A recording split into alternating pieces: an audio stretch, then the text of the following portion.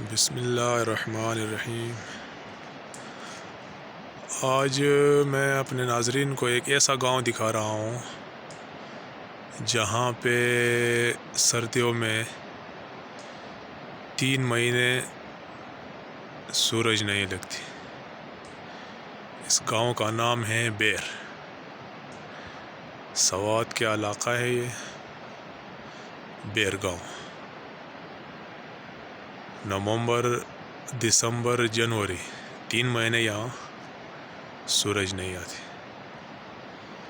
ये लोग घरों में अंदर रहकर गुजारा करते हैं। यही गांव है, कच्चा मकान है, महदूद गांव है, 20-25 घरों तक महदूद। यहाँ पे लोग सर्दियों में लकड़ी जलाने के लिए इस्तेमाल करते हैं। लकड़ी के बड़े बड़े स्टॉक करते हैं ताकि आग जला सके।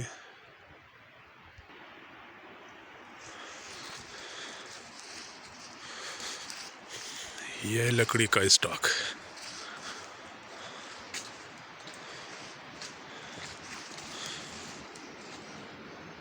क्योंकि यहाँ 24 घंटे आग जलती है घरों के अंदर। यह इस गांव का प्राइमरी स्कूल है, गवर्नमेंट गर्ल्स प्राइमरी स्कूल बेर। यहाँ पे रोड की सहूलत भी मौजूद है। एक पुराने मॉडल जीप यहाँ पे खड़ा है। कच्चा रास्ता है ये। यहाँ से 3 किलोमीटर पैदल जाके आगे बहरैन बाज़ार में पहुँचूँगा। ये इस गांव का एक छोटा सा मकबरा है माशाअल्लाह। इस पे कब्रें भी बनी है, मुख्तलिफ नाम है।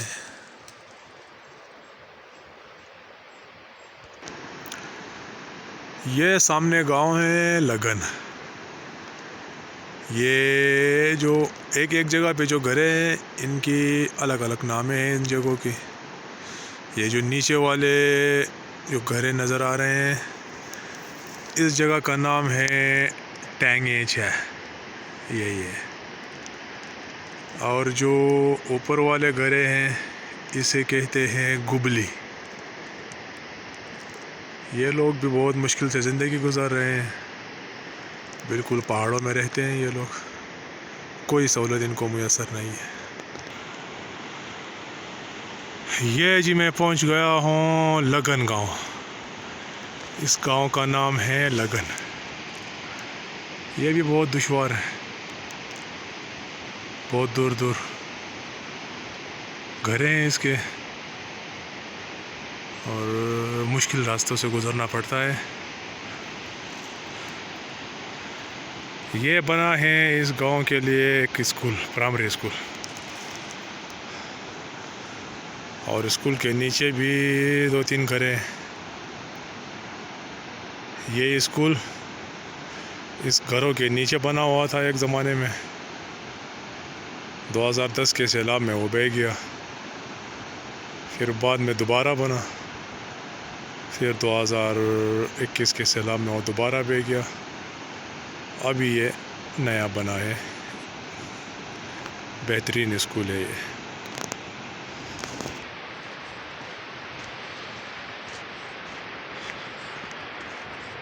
तंग रास्तों से जाना पड़ रहा है इस इलाके में घूमने के लिए। बहुत मुश्किल रास्ते हैं लेकिन हमारे लिए ये आसान है क्योंकि ये हमारा आबाई इलाका है। हम इसी इलाके में रहते हैं और इसी इलाके में रहते हुए बहुत खुशी महसूस कर रहे हैं। ये पिकडंडिया है।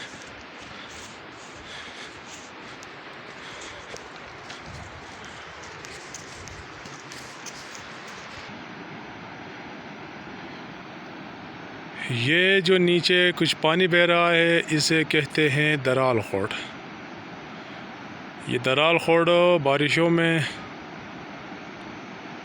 इसका एक अपना मुकाम होता है जो तबाही का सबब होता है। हालिया सैलाबों में सबसे ज़्यादा नुकसान इस दराल खोड़ ने किया था। कई सौ मकान, मस्जिदें और स्कूल अपने साथ बहा के ले गया था। अभी इस पर ज़वाल आया है, थोड़ा पानी इसमें बह रहा है और सारा एरिया इसका खुश्क पड़ा हुआ है।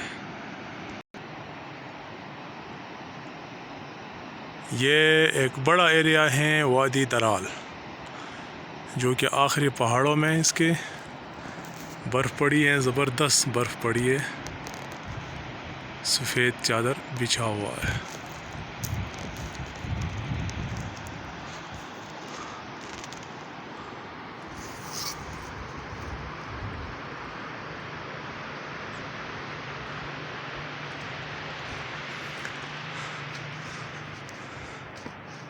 अभी जो सामने गांव दिखाई दे रहा है ये है ओशा गांव।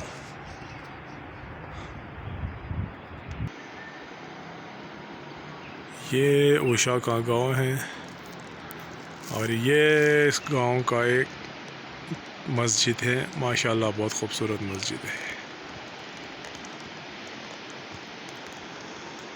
ये भी एक छोटा गांव है, इसमें तकरीबन 40-45 घर होंगे इसमें। ये जगह जो है ये नीचे ये खाली पड़ा हुआ है, बिल्कुल पत्थरें नज़र आ रही हैं। यहाँ पे एक गांव हुआ करता था एक ज़माने में, तकरीबन 30-35 घरों पे मुश्तमिल एक गांव था जो 2010 के सैलाब में बह गया और यहाँ पे दोबारा आबाद होने का कोई चांस नहीं थे, इसलिए वो लोग सारे यहाँ से नकल मकानी करके चले गए और वो लोग यहाँ पे आबाद हो गए। ये जो नया गांव आबाद हुआ है इसके लिए एक पुल बना है। ये पुल एक अंग्रेज़ ने बनाया है, बहुत मज़बूत पुल है, सैलाब में इसको कोई ख़तरा महसूस नहीं हो रहा है।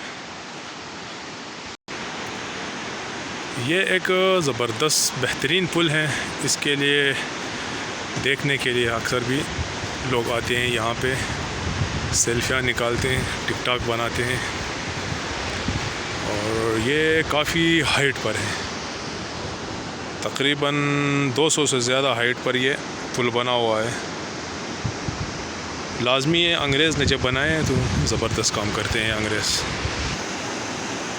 ये जो एक दीवार दिखाई दे रहा है ये एक प्राइमरी स्कूल था जो 2010 में बह गया, लेकिन दोबारा नहीं बन सका। आज तक 13 साल हो गए, यहाँ के बच्चे दूसरे गांव के स्कूल में जाते हैं।